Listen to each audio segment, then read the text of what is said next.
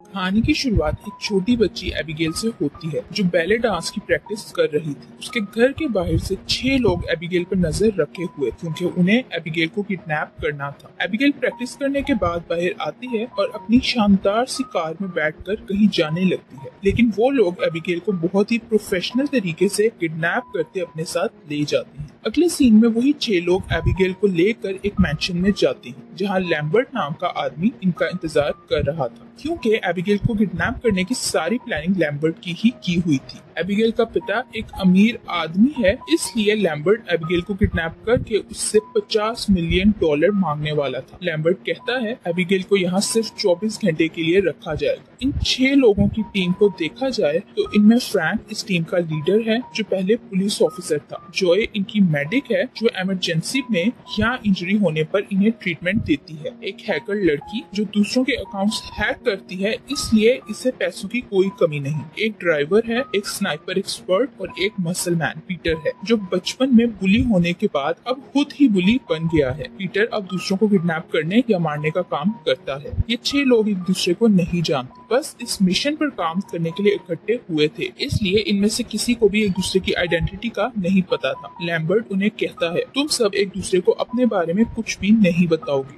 वो कहता है तुम लोगों का काम ये मिशन पूरा करना है, जिसके बदले तुम्हें तुम्हारे पैसे दे दिए जाएंगे, इसलिए एक दूसरे से जान पहचान बनाने की कोशिश मत करना। लैम्बर्ट के जाने के बाद पीटर एबिगेल को रूम में छोड़ के उसके हाथ बांध देता है। जॉय एबिगेल से मिलने जाती है और उसकी आंखों से पट्टी उतारती है क्योंकि एबिगेल बहुत डरी हुई थी। जॉय एबिगेल से वादा करते हुए कहती है मैं तुम्हें कोई नुकसान नहीं पहुंचाऊं और ना ही किसी को ऐसा करने दूं। जॉय बातों बातों में एबिगेल को बताती है मेरा भी तुम्हारी उम्र का एक बेटा है। जॉय की बातें सुनकर एबिगेल भी उसके साथ फ्रैंक हो जाती है और उसे बताती है मेरे पिता अब मुझसे प्यार नहीं करते और वो एक बहुत ही खतरनाक इंसान है। फिर वो कहती है आज रात कुछ बहुत बुरा होने वाला है, जो सुनकर जॉय डर जाती है। जॉय नहीं जानती थी उसके साथ आज रात क्या होने वाला है। बाहर जाकर जॉय फ्रैंक से कहती है एबिगेल किसी आम आदमी की बेटी नहीं बल्कि वो कोई बहुत खतरनाक आदमी है, इसलिए हमें मालूम करना चाहिए कि एबिगेल का पिता आखिर कौन है। अब एबिगेल के पास रूम में जाने की बारी फ्रैंक की थी। वो एबिगेल के रूम में जाकर उसे गन दिखाकर डराते हुए उससे उसके पिता के बारे में पूछता है तो वो अपने पिता का नाम बता देती है, जो सुनकर फ्रैंक की हिकड़ी निकल जाती है। फ्रैंक तुरंत बाहर जाकर अपनी टीम मेंबर्स को एबिगेल के पिता के बारे में बताता है, जो सुनकर सबके होश उड़ जाते हैं क्योंकि एबिगेल का पिता क्राइम की दुनिया का सबसे बड़ा गुंडा था और सब लोग उसके नाम सुनते ही कांपने लगते थे। फ्रैंक उन्हें बताता है पुलिस ने एक बार एबिगेल के पिता के लिए काम करने वाले 3 ऑफिसर्स को अरेस्ट करके एक होटल के सबसे ऊपर वाले रूम में रखा था। इस रूम में जाने के सिर्फ 2 रास्ते थे, एक रूम का दरवाजा जहाँ पुलिस पहरा दे रही थी और दूसरा रास्ता विंडो से था जो रूम के बाहर की तरफ थी, लेकिन विंडो से जाना पॉसिबल नहीं था क्योंकि वो आखिरी फ्लोर था। फ्रैंक बताता है सारी रात शांति रही, लेकिन सुबह रूम खोल के देखा तो तीनों ऑफिसर्स मरे हुए थे और उन्हें बहुत बुरी तरह मारा गया था। कहा जाता है एबिगेल के पिता का एक खास आदमी ही इतने बुरे तरीके से मार सकता है, इसलिए उन्हें शक था तीनों ऑफिसर्स को मारने के पीछे वही आदमी है। ये सुनकर उन सब की हालत काफी पतली हो जाती है और एबिगेल को वापस भेजने के सेफ तरीके सोचने लगते हैं। ड्राइवर फ्रैंक की बातें सुनने के बाद मैंशन के तहखाने में जाता है जहां अचानक उस पर कोई अटैक कर देता है और वो चीखने लगता है। ड्राइवर की चीख सुनकर हैकर उसके पास जाती है, लेकिन उसे देखकर वो शॉक्ड हो जाती है क्योंकि उसे ड्राइवर कटे सर के साथ मरा हुआ मिलता है। एबिगेल की कही बात सच होना शुरू हो गई थी और उन सब का बहुत बुरा टाइम आ गया था। ड्राइवर को इतनी बुरी तरह मरा देखकर हैकर चिल्लाती है, जिस कारण सब वहाँ पहुँच जाते हैं। ड्राइवर को मरा हुआ देखकर वो सब एबिगेल के पिता के आदमी पर शक करने लगते हैं कि वो इस मैंशन में पहुँच गया है और ड्राइवर को भी उसी ने मारा है। ड्राइवर की मौत से स्नाइपर एक्सपर्ट डर गया था, इसीलिए वो कहता है मुझे पैसे नहीं चाहिए, मैं यहाँ से जा रहा हूँ। फिर वो पीटर के साथ मिलकर बाहर का दरवाजा खोलने की कोशिश करता है, लेकिन दरवाजा नहीं खुलता क्योंकि मैंशन का सिक्योरिटी सिस्टम एक्टिवेट हो गया था। सब परेशान हो जाते हैं क्योंकि वो सब यहाँ फंस गए थे। जॉय को ड्राइवर की मौत और घर के दरवाजे लॉक होने के बारे में कुछ समझ नहीं आता, तो एक बार फिर से एबिगेल के पास पहुँच जाती है। जॉय एबिगेल से पूछती है क्या तुम हम पर होने वाले हमले के बारे में कुछ जानती हो? तो एबिगेल झूठ बोलते हुए कहती है फ्रैंक जब मेरे रूम में आया था तो उसने बताया था वो मेरे पिता का खास आदमी है। एबिगेल कहती है फ्रैंक ने मुझे इस बारे में अपना मुंह बंद रखने के लिए कहा है। ये सुनकर जॉय को लगता है फ्रैंक ही एबिगेल के पिता का वो खास आदमी है जिसके बारे में उसने बताया था। जॉय रूम से बाहर जाकर स्नाइपर एक्सपर्ट को इस बारे में बताती है, लेकिन कुछ देर बाद ही स्नाइपर एक्सपर्ट की भी मौत हो जाती है। उसके शरीर और गर्दन पर कट के निशान थे। जॉय जिसे एबिगेल की बातें सुनकर फ्रैंक पर शक हो रहा था, अब उसे विश्वास हो गया था ये सब वही कर रहा है, इसलिए जॉय सबके सामने फ्रैंक पर गन तान लेती है। फ्रैंक कहता है एबिगेल हम सबको पागल बना रही है क्योंकि वो हमें लड़वाना चाहती है, लेकिन जॉय उसकी कोई बात नहीं सुनती। फ्रैंक पीटर से कहता है एबिगेल को टॉर्चर करके उससे सच उगलवाओ, लेकिन जॉय पीटर को ऐसा करने से मना करती है।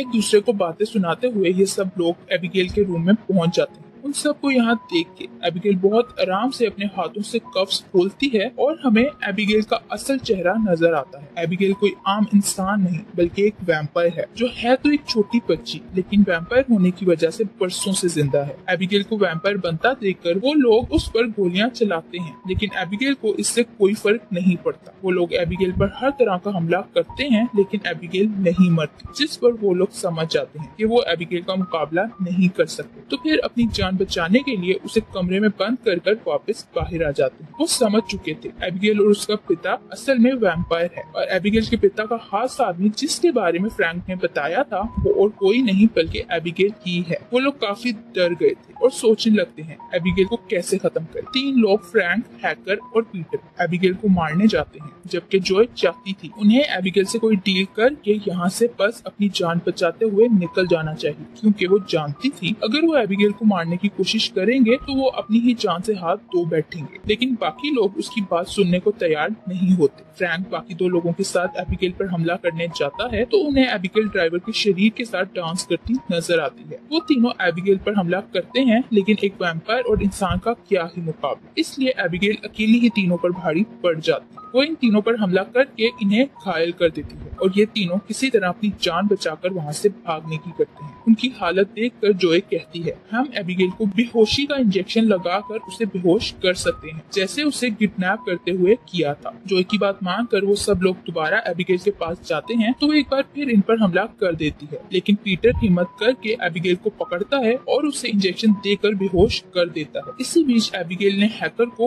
काट लिया था, इसलिए अब सब डर रहे थे कि हैकर वैम्पायर बन जाएगी। एबिगेल को जब होश आता है तो वो खुद को एक पिंजरे में बंद पाती है। सब लोग एबिगेल से बात करते हैं तो उन्हें पता चलता है लैम्बर्ट असल में एबिगेल के लिए ही काम करता है, और एबिगेल के कहने पर ही लैम्बर्ट ने इन 6 लोगों को एबिगेल को किडनैप करने का काम दिया था। ये सारी प्लानिंग एबिगेल की अपनी ही की हुई थी, और उसने इन 6 लोगों को इसलिए मैंशन में कैद करवाया था क्योंकि इन्होंने उसके पिता को किसी न किसी तरीके से नुकसान पहुंचाया था। एबिगेल बताती है हैकर ने उसके पिता के अकाउंट को हैक करके सारा पैसा निकाल लिया, जिससे उसके पिता को नुकसान हुआ। फ्रैंक पुलिस में होते हुए मेरे पिता के लिए काम करता था, लेकिन बाद में उसने मेरे पिता को ही धोखा देते हुए उनके 3 ऑफिसर्स को अरेस्ट करवा दिया। जॉय जो आर्मी में मेडिक होने के साथ साथ ड्रग भी लेती थी, इसलिए एक बार उसने नशे की हालत में मेरे पिता के एक पार्टनर का गलत ऑपरेशन करके उसे मार डाला। एबिगेल अपने पिता के लिए इन सब से बदला ले रही थी, लेकिन जॉय कहती है मैं जानती हूँ तुम्हारे पिता तुमसे प्यार नहीं करते, इसलिए तुम कुछ भी क्यों ना कर लो, वो तुम्हारे से खुश नहीं होंगे। वो सब लोग एबिगेल से बात करके वहाँ से चले जाते हैं, लेकिन फ्रैंक को एबिगेल की निगरानी के लिए वहीं छोड़ जाते हैं। एबिगेल सबके जाने के बाद मौका देखकर फ्रैंक को बातों में लेते हुए कहती है अगर तुम मुझे इस पिंजरे से निकाल दो तो मैं तुम्हें इस मेंशन से निकलने का रास्ता बता दूं। वो फ्रैंक को लालच देते हुए कहती है अगर तुम मेरा साथ दोगे तो मैं तुम्हारी जान नहीं लूंगी बल्कि इन 3 लोगों को मारूंगी। फ्रैंक एबिगेल से बाहर निकलने का रास्ता पूछता है तो उससे पता चलता है वो लाइब्रेरी में मौजूद एक बुक को हिला के खुलता है। फ्रैंक एबिगेल से बाहर जाने का रास्ता तो पूछ लेता है, लेकिन उसे उस पिंजरे से आजाद नहीं करता। एबिगेल खुद ही पिंजरा तोड़कर बाहर आ जाती है और अब वो फ्रैंक पर हमला करने ही वाली थी, लेकिन तब भी जॉय वहाँ आकर जल्दी से विंडो तोड़ देती है, जिससे सनलाइट अंदर आने लगती है। सनलाइट एबिगेल के हाथ पर पड़ते ही उसका हाथ जलने लगता है, जिसका मतलब था सनलाइट एबिगेल यानी वैम्पायर को नुकसान पहुंचा सकती है। ये चारों लोग हॉल में एक ऐसी जगह खड़े हो जाते हैं जहाँ उन पर सनलाइट पड़ रही थी, इसलिए एबिगेल को अभी उन्हें मारने का इरादा छोड़ना पड़ता है क्योंकि सनलाइट से वो पूरी तरह घायल हो रही थी। इससे बचने के लिए एबिगेल किसी तरह अंधेरे वाली जगह चली जाती है। अभी तो सनलाइट की मदद से बच गए थे, लेकिन रात होने से पहले उन्हें यहाँ से निकलने का रास्ता ढूंढना था। इसलिए वो चारों दो का ग्रुप बना के यहाँ से बाहर निकलने का रास्ता ढूंढने लगते हैं। हैकर और पीटर एक साथ थे और एबिगेल हैकर को देख के उसे दूर से ही कंट्रोल कर रही थी क्योंकि उसने हैकर को पहले ही काट लिया था। इसलिए अब वो हैकर को वैम्पायर बनाकर उससे अपना काम ले रही थी। हैकर सबसे पहले पीटर पर हमला करके उसकी जान लेती है और फिर बाकी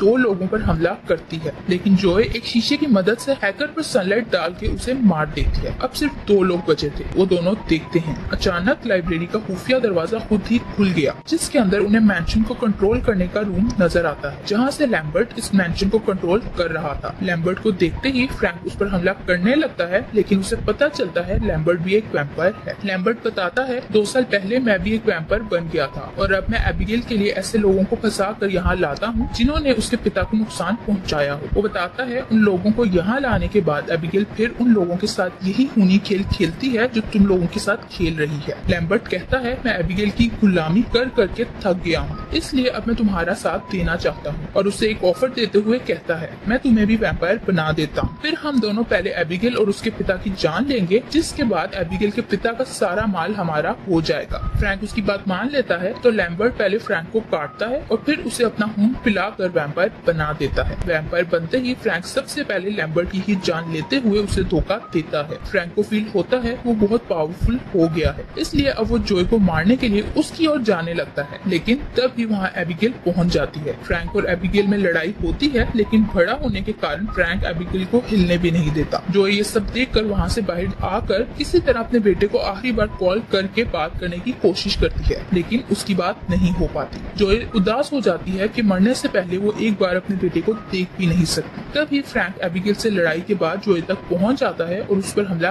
कर देता है। वो जोए को तुरंत नहीं मारना चाहता था और इसी बीच एबिगेल फिर वहाँ पहुँच जाती है। एबिगेल और जोए एक टीम बन जाती हैं ताकि वो फ्रैंक को मार सके। फ्रैंक एबिगेल का खून पीने के लिए उसे काटता है और साथ ही वो जोए को भी काट लेता है। जोए फ्रैंक के काटने से वैम्पायर बन गई थी, इसलिए फ्रैंक उसे कंट्रोल करता है और उसे एबिगेल को मारने के लिए कहता है। पहले तो जोए उसकी बात मान लेती है, लेकिन फिर अचानक वो फ्रैंक पर ही हमला कर देती है, जिस पर फ्रैंक इस हमले से घायल हो जाता है। वो हैरान था जोए उसके कंट्रोल में क्यों नहीं है। एबिगेल उसे कहती है अपने जरिए वैम्पायर बनने वाले को कंट्रोल करना इतना आसान नहीं होता जितना तुम समझ रहे हो। वो कहती है ये खास स्किल है जो तुम्हारे पास अभी नहीं है। फिर एबिगेल और जोए फ्रैंक पर हमला करती हैं और उसे खत्म कर देती हैं। एबिगेल और जोए दोस्त बन गई थी, इसलिए एबिगेल जोए को नहीं मारती और उसे यहाँ से जाने का कहती है। वो जोए को बताती है तुम फ्रैंक के काटने से वैम्पायर बनी थी, इसलिए जोए अब वैम्पायर नहीं रही क्योंकि उसको वैम्पायर बनाने वाला मर गया था। जोए वहाँ से जाने लगती है, लेकिन तभी एबिगेल का पिता वहाँ पहुँच जाता है। वो जोए को मारना चाहता था, लेकिन एबिगेल उसे रोकते हुए कहती है जोए ने मेरी जान बचाई है, इसलिए उसे जाने दो। उसका पिता उसकी बात मान लेता है और जोए को कहता है इससे पहले मेरा इरादा बदल जाए तुम यहाँ से भाग जाओ। ये सुनकर जोए तुरंत वहाँ से एक वैन में बैठकर भाग जाती है। एंड पर हमें दिखाया जाता है कि मैंशन में एक ऐसा पूल है जिसमें सब मरे हुए लोगों की लाशें थी जिन्हें आज तक एबिगेल ने मारा था। मैंशन में जिंदा रहने वाले बस 2 वैम्पायर्स थे जो एबिगेल और उसके पिता थे और यहीं ये मूवी एंड हो जाती है। Thank you for watching.